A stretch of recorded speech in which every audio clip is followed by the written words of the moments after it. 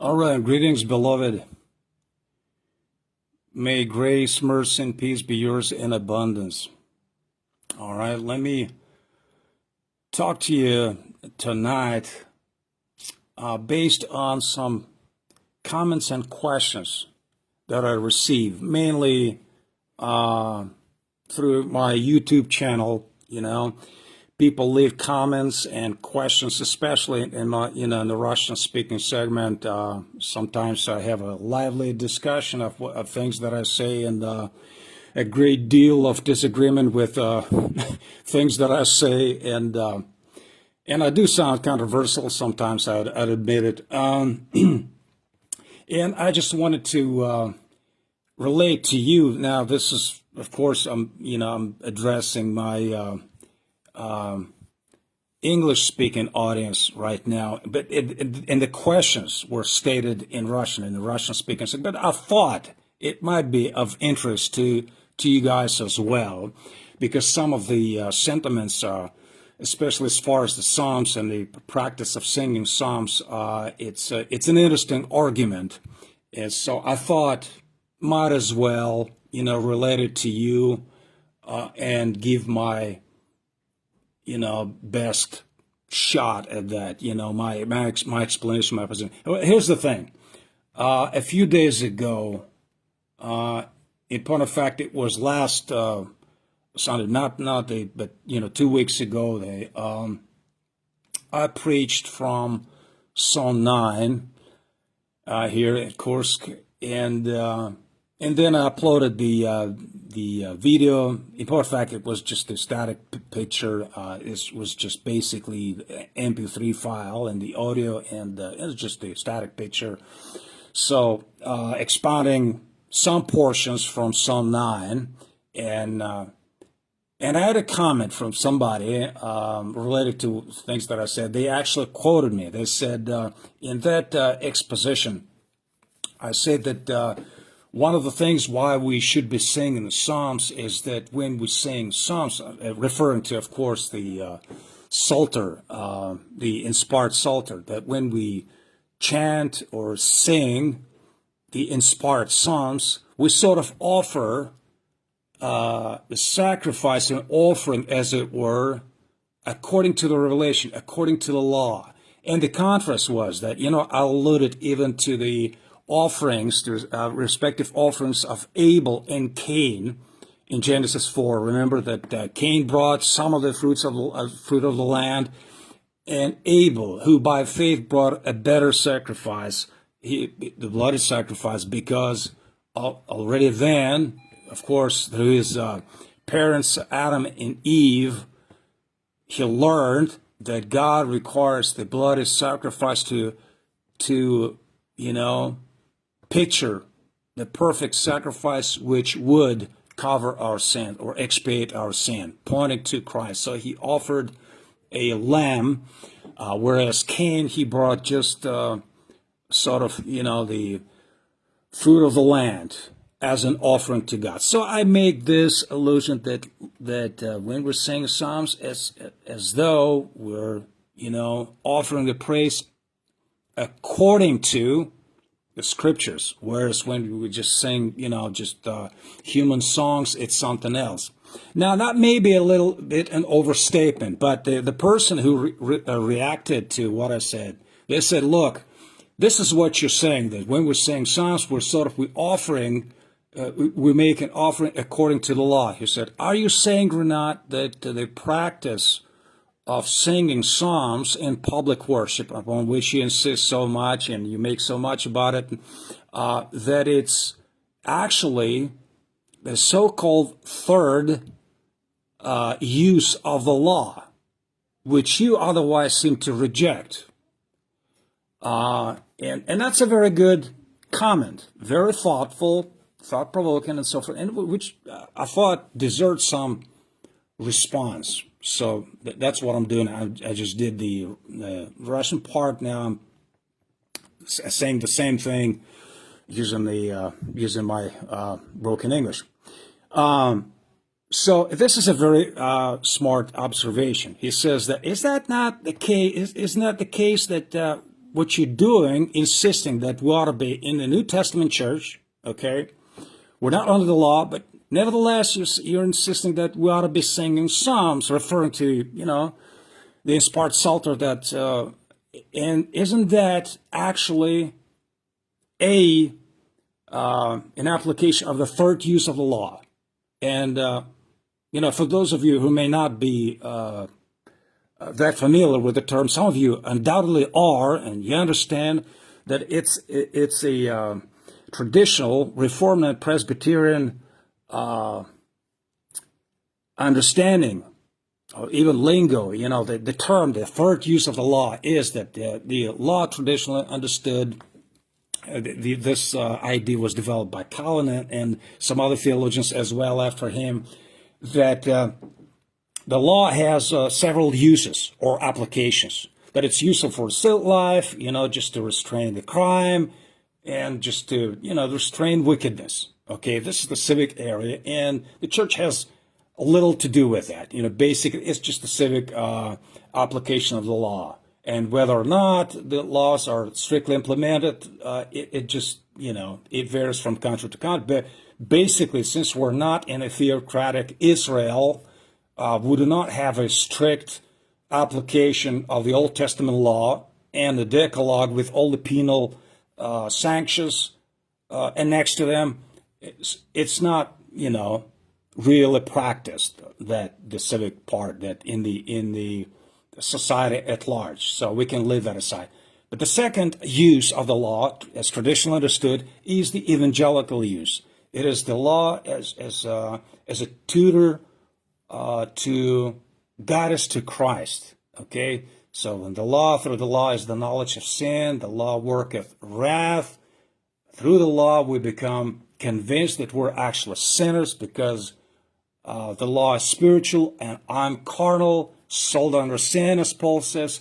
So that's the evangelical use. It's just the law convicts us of sin and makes the elect aware of their woeful outside of Christ and his righteousness condition, and that use of the law makes them to look for Christ, to hunger and thirst after Christ's righteousness. Because when we look at the perfect mirror of the law, we realize that we're filthy, we're undone. Woe to me, for I'm undone, and who shall deliver me from this body of death? And the law reveals to us the sin and so. This is the so-called second use, okay, of the law.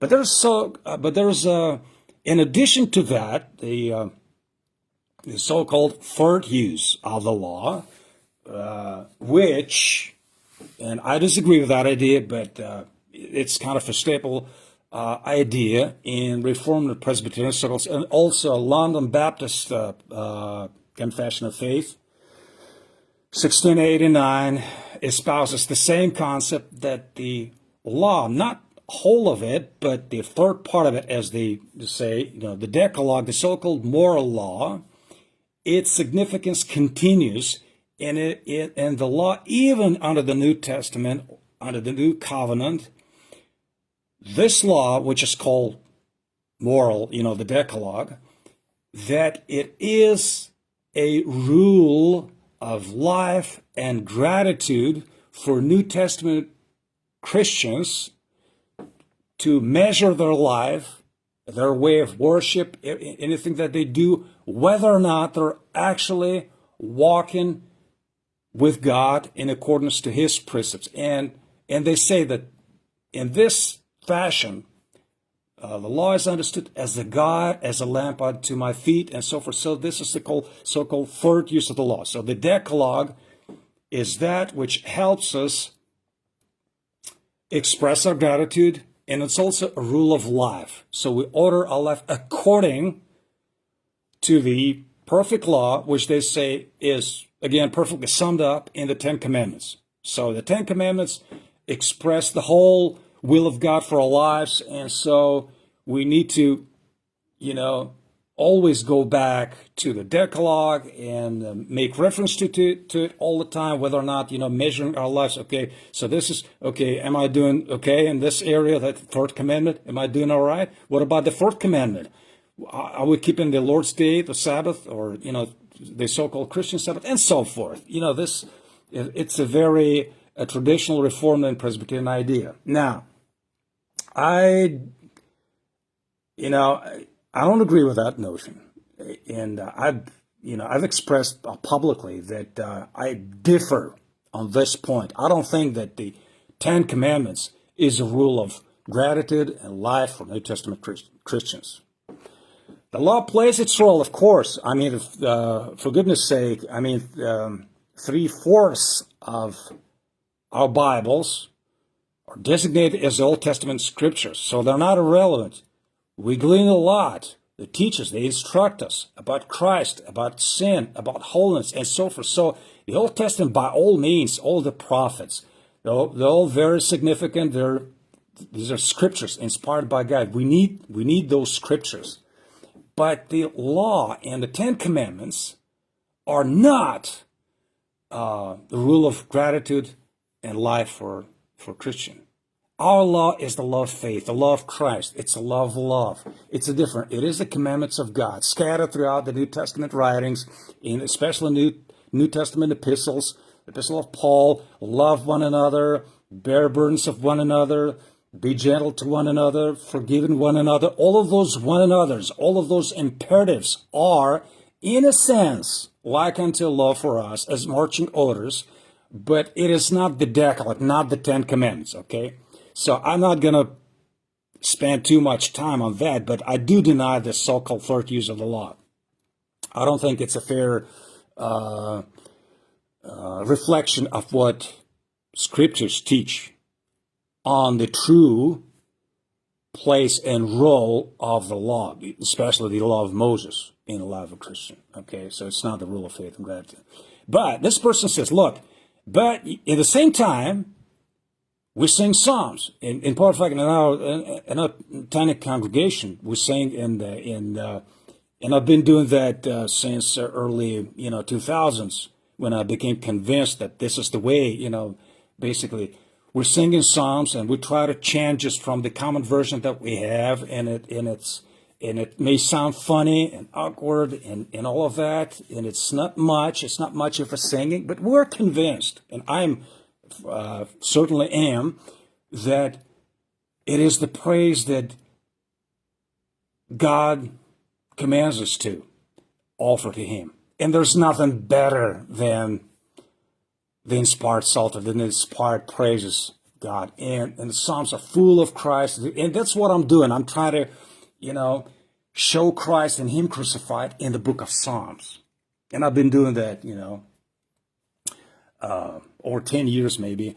In any event, so the question is, isn't this practice and conviction that the church, the New Testament church, when we get together, that we ought to be singing not human man-made, what people call hymns, not those songs, not the ditties and so forth, not Isaac Watts, not Charles Wesley, who's a brazen Arminian. Isaac Watts was an anti-Trinitarian guy. He was not very orthodox in his Trinity doctrine and so forth.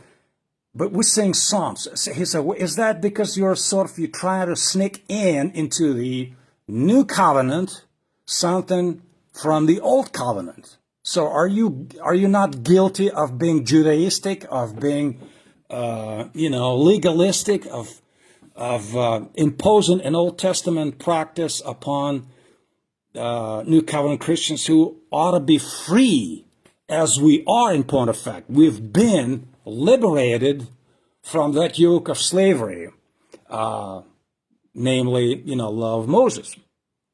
So that's a good counter argument. But to which I respond, I say, no, singing of the Psalms in public worship is not a third use of the law. It's not sneaking in Old Testament legalism through a back door. It's not that. Singing of the Psalms in public worship of New Covenant Church is something that the Lord commands through His apostle Paul. Okay, so it's a New Testament instruction. It's a New Testament admonition. It's a New Testament imperative for the New Testament church, which is largely Gentile church, to sing inspired praises and inspired songs. Okay, and two main texts which spell it very plainly are found in the epistle of Paul to the Ephesian church in Ephesians 5:19, and a parallel text, Colossians 3:16. And these two texts are very plain and very foundational, okay? Because in both of them, let's first go to Ephesians 5. And no one would argue that, that the Ephesian church was a, predominantly Jewish church, that it was basically comprised of those from the circumcision party. No, it was a Greek-speaking Gentile church. Okay, the same can be said about the church at Colossae. Okay, Colossian church. So in Ephesians 5, we have the following admonition. Among other things, Paul says, "And be not drunk with wine," verse 18 from chapter 5. He says, wherein is excess, but be filled with the Spirit. Okay? And we all know, and sometimes as well, don't drink wine, but be filled with the Spirit, and the juxtaposition of being filled with the Spirit and being led by the spirit of alcohol. Yeah, there's this contradistinction in this verse, but I want to draw your attention to this. He says, be filled with the Spirit, and verse 19, the following verse, spells out for us what it means, or in what way, how do we actually get filled with the Spirit. Okay, verse 18 says, be filled with the Spirit, and verse 19 spells it out for us, the how to, okay? Speaking to yourselves in psalms and hymns and spiritual songs, singing and making melody in your heart to the Lord, okay? So be filled with the Spirit, says Paul, as you, because see, the speak and the saying thing, it is as you speak, or speaking to yourselves in psalms and hymns and spiritual songs, singing and making melody in your heart to the Lord. Now, there is an extended and technically involved argument which can convince anybody who is able to read the interlinear Greek, okay, just to recognize some words.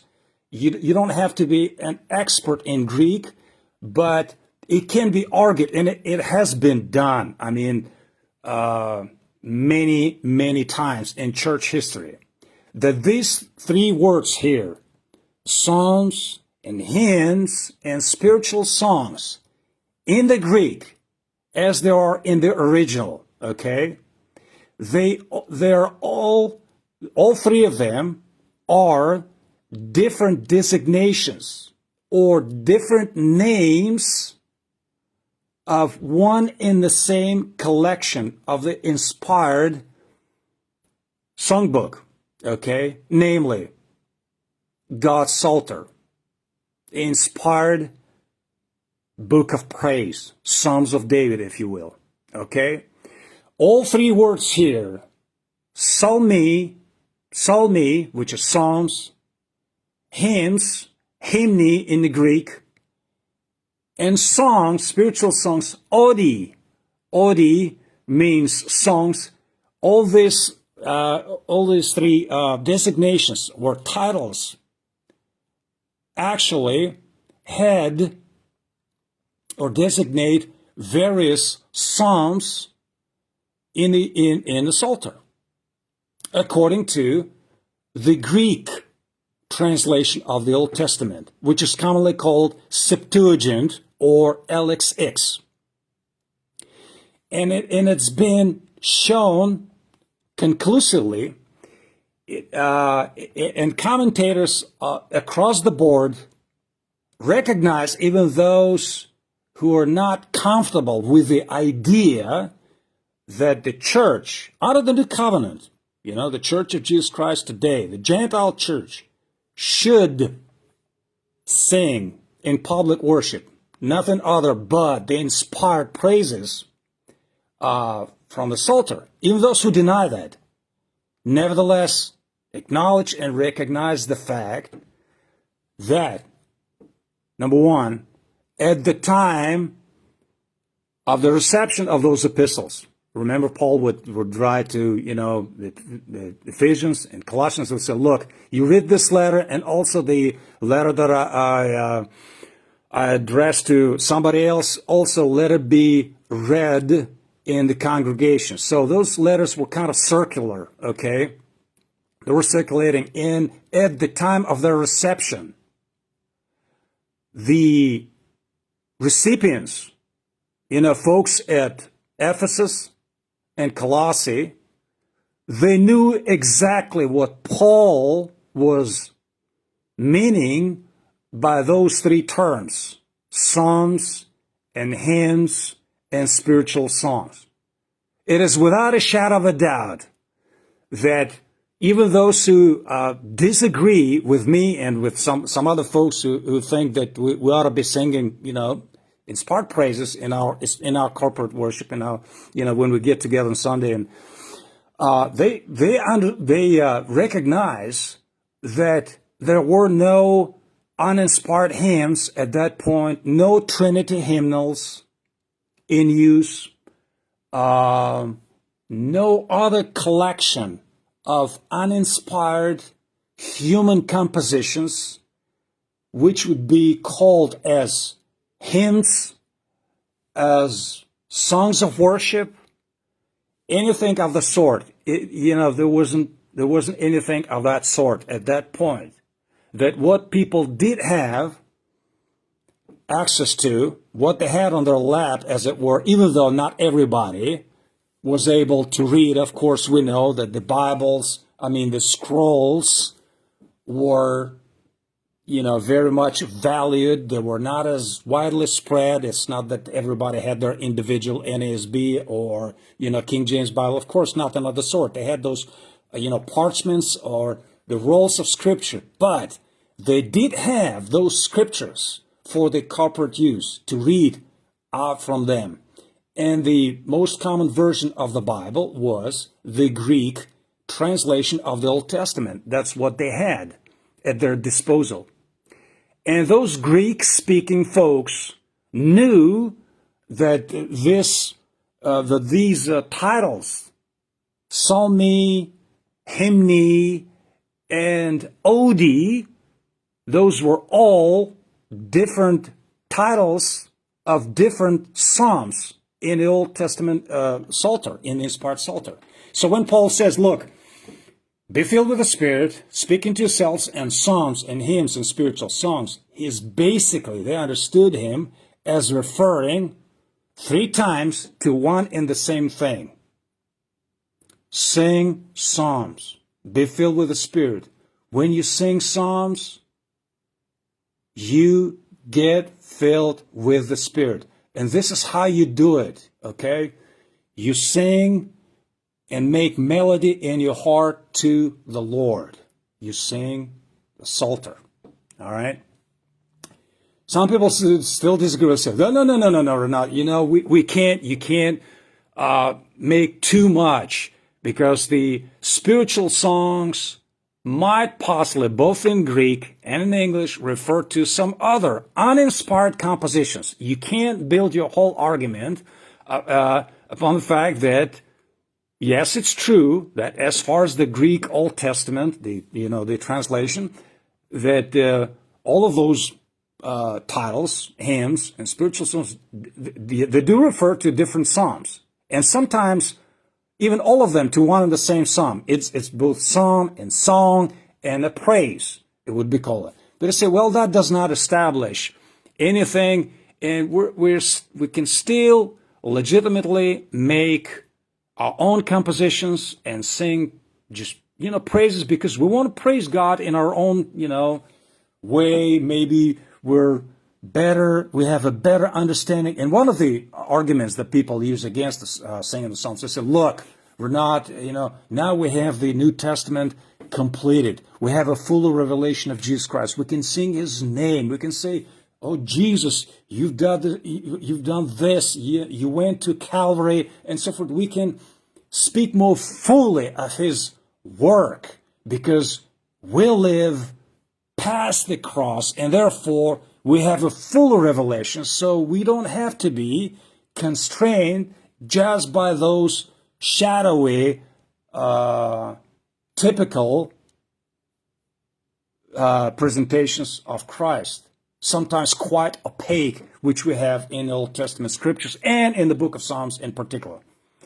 And so people, argue back and forth over that issue. And some say, look, we can only say this, that we would acknowledge that at least the term Psalms, when, in the day that Paul wrote those two epistles, the to Ephesians and Colossians, that at least that term psalmi, of course, referred to the Old Testament Psalter.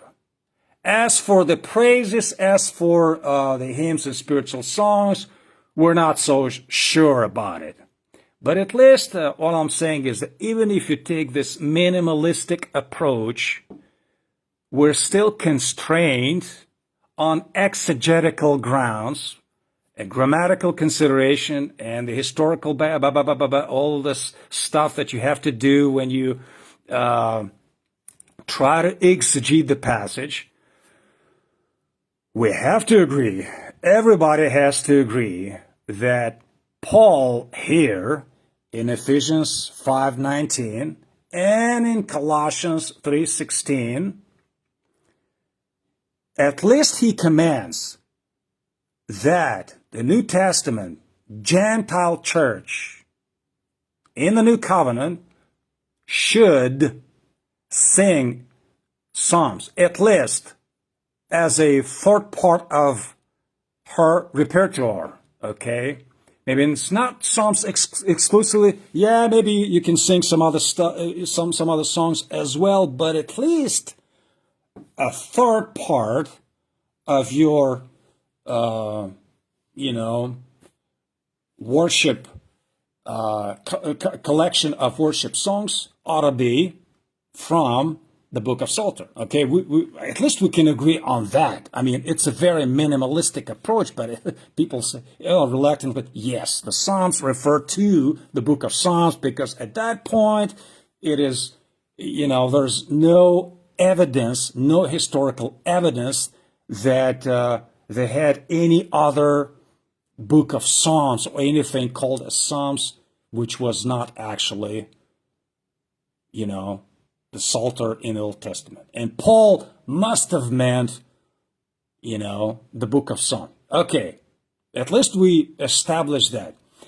But the point I'm trying to make is this. Paul here commands, and he repeats the same in Colossians 3:16. Please note this, though. When you place parallel these two significant texts, Ephesians 5:19 and Colossians 3:16. Colossians 3:16 says this, let the word of Christ dwell in you richly in all wisdom, teaching and admonishing one another in psalms and hymns and spiritual songs. Here you go again. Again, there's three designations, three titles. Singing with grace in your hearts to the Lord. Now, to Ephesians, he says, be filled with the Spirit.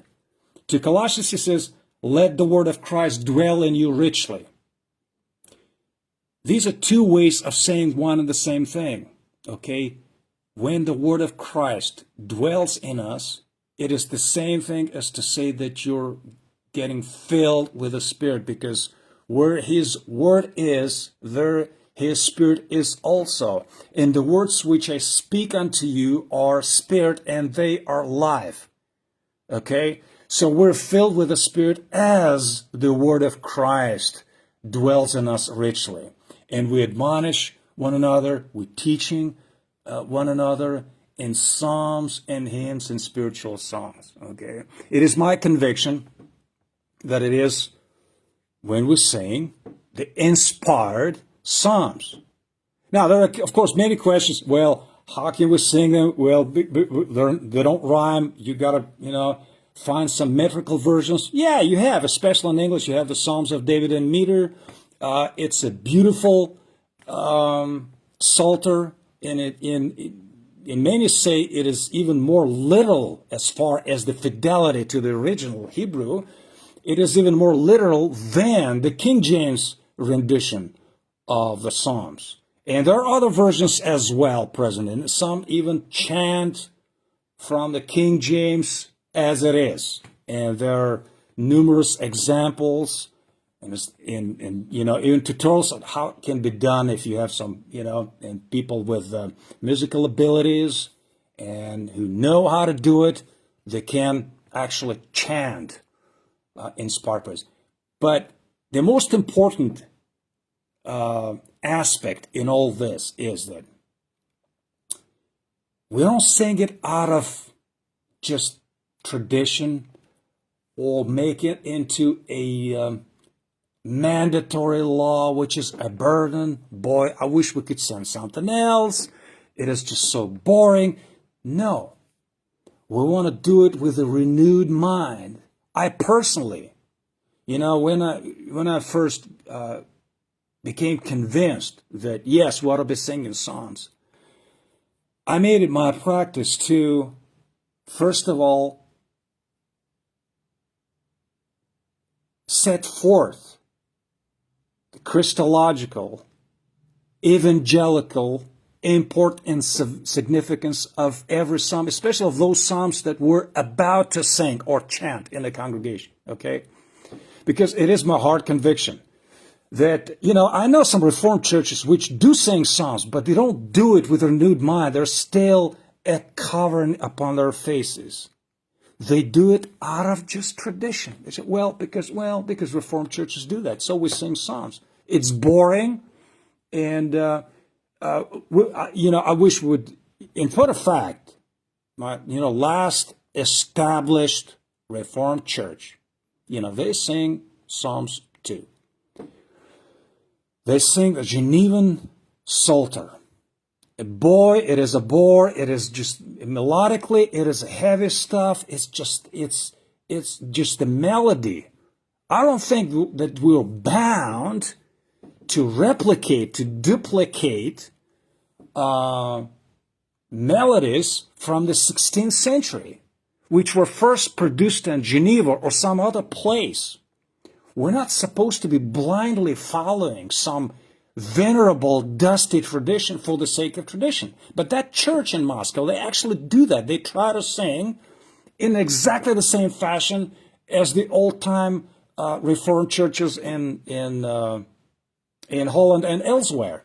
They think that that shows forth the Catholicity, as they say, that this succession, the union with them, that's so good because we're singing the same stuff. But that isn't the point. It sounds nice that, we can be we have this uniform matter in which we perform the psalm singing, but that's beside the point, folks.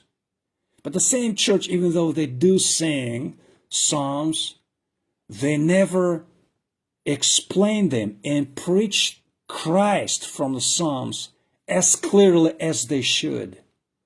And they explain it even. I remember I suggested to the minister in that congregation, I said, look, we read collectively as part of the liturgy a psalm, and every Sunday we'll read aloud, the whole congregation will read aloud a psalm from the Psalter. And that's a good thing. I'm all for it. But I said, why don't we, or even before that the minister should give the Christological explanation showing that this particular psalm is not just about the earthly David and how he was hiding from Saul or from Absalom, that he was in this wilderness or he was in that wilderness, and that this particular psalm was occasioned by this event in the history of Israel, and all that sort of thing. I mean, anybody can read that in any commentary whatsoever, and that's no big deal.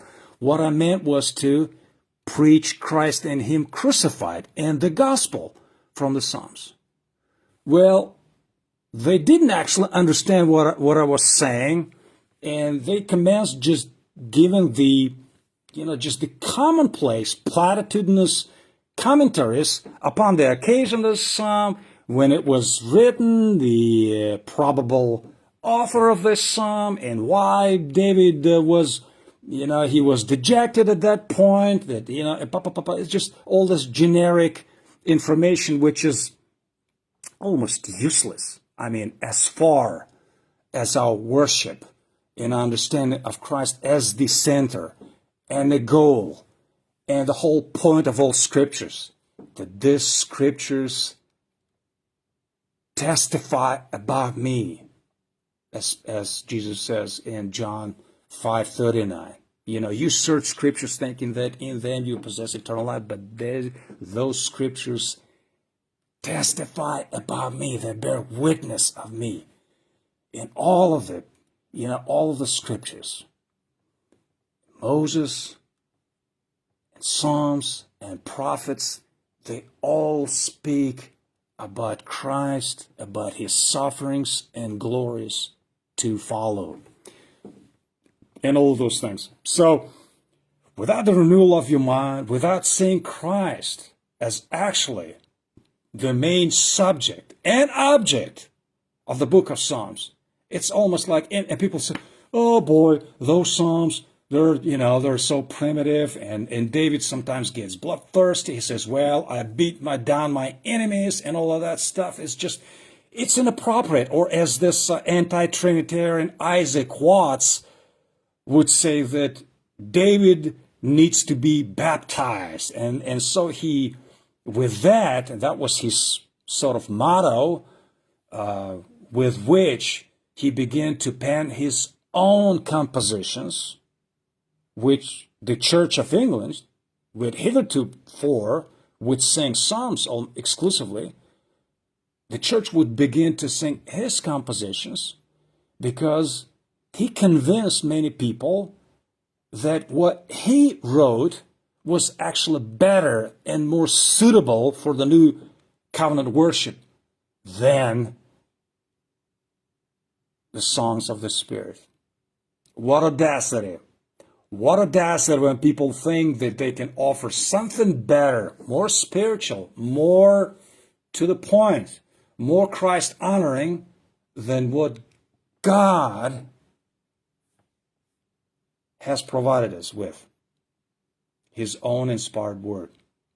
So, I don't want to make too much in the sense of arguing exclusive psalmody, even though I do believe that we ought to be constrained by just singing a psalm. But if somebody occasionally wants to sing something penned by William Gadsby or some other godly minister of the past, I mean, that is fine, but at least you should recognize that we are, in point of fact, even if we take this very minimalistic approach, as I described in those two major foundational texts in the New Testament, not of the law, but in Ephesians and Colossians, that at least you got to, acknowledge that we ought to be singing psalms, okay? At least part of our worship ought to be the inspired praise, okay, from the book of Psalms. That's my point. And we ought to do it in such a way that will actually bring God glory, and to do it with joy. And the only way to go about it is to make sure that we understand that all of these Psalms, as indeed all scriptures, speak, teach about Christ and Him crucified. And the Psalms, in point of fact, you know that.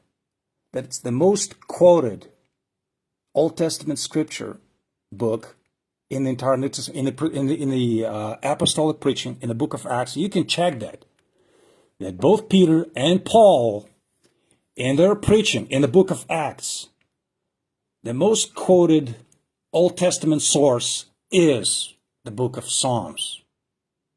Okay? To teach about Christ's resurrection, about his suffering, about glories that follow, everything else. So it's the book of Psalms. The apostles made free use. They referenced the book of Psalms all the time. So that's concerning that question. So again, summing it all up. So it's not the third use of the law. I don't believe in the third use of the law. I believe singing psalms is something that is commanded in the New Testament to Gentile Christians, to you and me.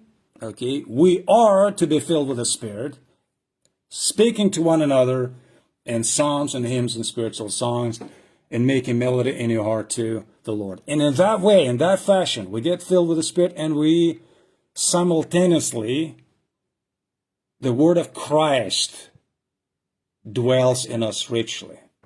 And the Psalms is that. It is the word of Christ. When we sing with understanding, only when we sing with understanding, we can actually admonish one another and teach one another with those inspired praises. Okay? And there's one additional argument. As one friend of mine, even here on Facebook, a good brother in the Lord, who is by no means an exclusive psalmist himself, but at least he made this remark to me at some point.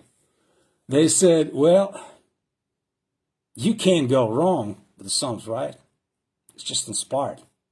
I mean, whatever else can be said. I mean, it's just, sometimes, can we sing songs of this author as somebody that say, they committed suicide on their letters, or somebody is straight. Remember this hymn, I forget the name of the author, Come thou fount of every blessing. Come thou fount of every blessing. Ba, ba, ba, ba. I forget. But they say that the author of this particular hymn sort of strayed from his Christian profession in his later years and no longer walked with the Lord. And people sometimes say, should we then sing, the compositions? But this man, if they were not, we don't even know about whether they were, saved at the end or not. So there's that a commendable thing for the church collectively to admonish and teach one another, not only in words that are not uninspired, but also written by a man who later on just strayed from his gospel profession and so on. So, I mean, I don't know about that guy, whether or not that's true or not. But the point is this. When we sing psalms, we can't go wrong. Okay? If it's the scripture, So, how can it be worse than singing a human composition if what you're singing is actually the inspired praise of God? It's if you're singing a psalm, how can that be worse than singing a human composition? I know not. I don't think you can honestly insist that a human composition can actually be a better praise, a more suitable worship than the inspired praise, which you'll find in the book of Psalms. Okay. All right. Yeah, and that should be it for this segment, for this time. All right. One other thing at the end, people sometimes say, if we are, if we're confined to the book of Psalms exclusively, we'll never mention the blessed name Jesus. We'll never sing, oh, Jesus Christ, we love you, or Jesus Christ did this and that, and he went to the cross. We will never be able to, confess his sacred and blessed name with their own lips. Okay. What people don't realize, though, is that that's not actually the case. Because as far as the original is concerned, okay, the name, the sacred name, Lord or Jehovah. Well, first of all, do you know that the name Jesus is the compound name? Okay, it's the Hellenized, it's a Greek way of pronouncing the name Joshua or Yahshua in Hebrew, which is actually Jehovah salvation. It means Jehovah salvation. Yahshua, the first part refers to the covenant name, which is, Lord, Jehovah, or Yahweh. And the second part, Shua, means salvation.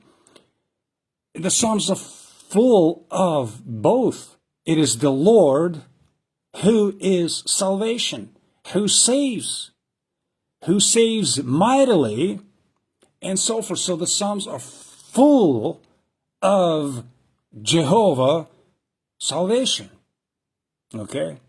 Even though I would grant, yes, that the name Jesus Christ, it does not appear in such a Hellenized Greek fashion in the book of Psalms. I would agree to that.